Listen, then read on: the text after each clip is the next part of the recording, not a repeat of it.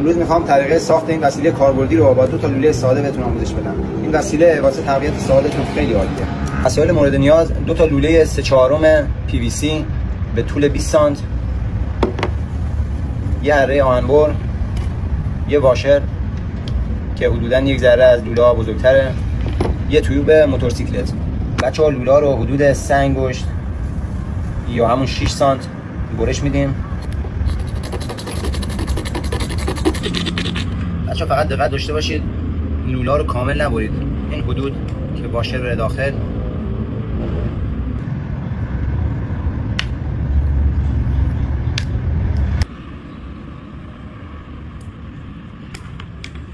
بچه تیوب رو سعی کنید بلند ببرید که دولایش کنید که حالت فنری بیشتری داشته باشه.